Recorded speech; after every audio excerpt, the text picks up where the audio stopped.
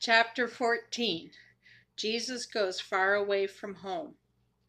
I am become a stranger unto my brethren, and an alien unto my mother's children.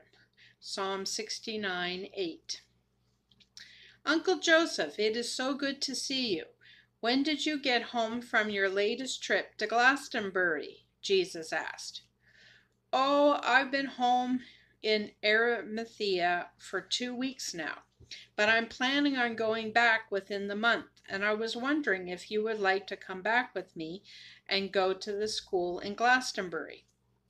Oh, I'd love to go, if I can get permission from my parents. I've already got the permission you need.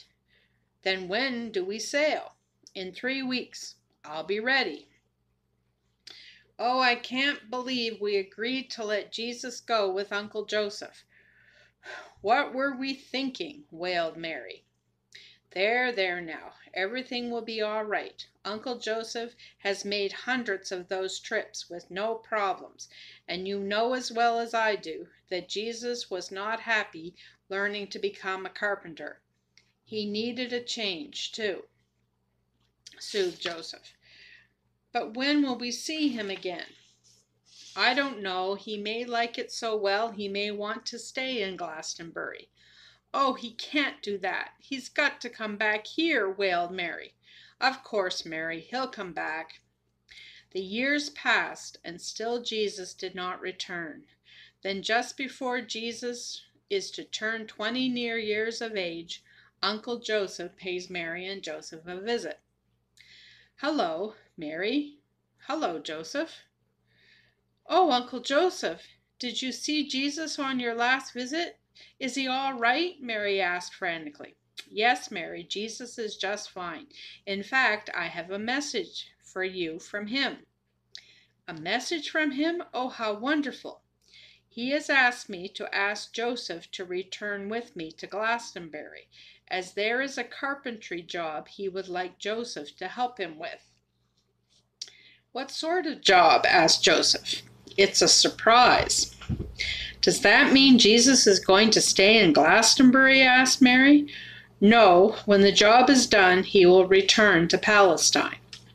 Oh, Joseph, that is wonderful. You must go, of course. Then you and Jesus can return together, urged Mary.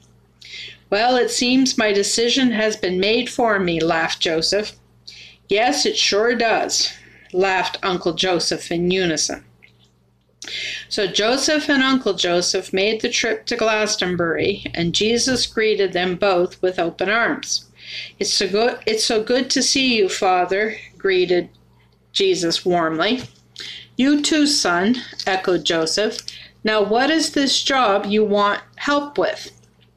I want you to help me build a house for Mother to live in after I'm gone. After you're gone? Where are you going? I can't tell you everything you want to know. For now, please just do as I asked, pleaded Jesus. Okay, son.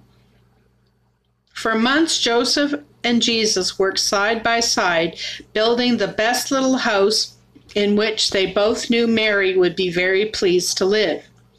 As the building was almost completed, Joseph noticed that he was feeling so hot, and it soon fell to Jesus' hands to put the final touches on the house. One day, as Joseph lay on the bed in the cute little finished house, he said to Jesus, Son, I'm not going to make that final trip home with you, am I? No, Father, this place is to be your final resting place. Then I want you to give Mary this message for me. I love her dearly, and she has been the best wife I could have ever asked the Lord for. Give her a big hug and kiss, and say that this house that I've built for her is to be my final gift to her. I will, Father, I promise. Joseph died the next day, and Jesus buried him in the garden. He put a tombstone on his resting place, and the engraving on it was, Joseph, beloved husband of Mary, and loving father of Jesus. Jesus arrived back home in Nazareth on his 30th birthday. He was greeted warmly by his mother. "Oh, Jesus, finally you are home. Where's your father?" "Mother, I'm sorry, but father died just as we were finishing the surprise we have for you." "Died? Oh, Jesus, not Joseph. How am I going to live without him?" Mary broke down crying, and Jesus gathered her in his arms and tried to comfort her with the words Joseph had given him to say. After a while, she remembered he had said something about a surprise, so she asked, "Surprise? What surprise?" "It's a house, Mother, a beautiful little house for you to go and live in when my work on earth is done. Uncle Joseph will take you there, and you will live out your days in that beautiful little house and be buried next to Father when your turn on earth is done." "How long will it be before I can go and be near my beloved again?" "A little over a year, Mother." "What do you mean your work on earth is done?" "It will be a hard year for you, Mother, but it is time for you to understand what you have kept all these years in your heart." "I have often wondered if I'd ever understand what it is that made you say to us you had to be about your father's business, not to mention all the things that Gabriel, Simeon, and Anna told to me. Mother, you are going to lose me too, for a short time, and then I will come back to you, and then you will lose me again. But I will come to you and be a great comfort to you in a way that you never dreamed." As best he could, Jesus explained to his mother what the next year was going to be like for him.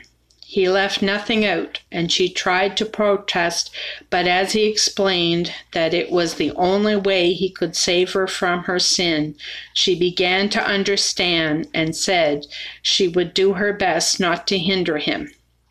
A few days later, she would have to apologize to him for making him turn the water into wine at the wedding they both attended.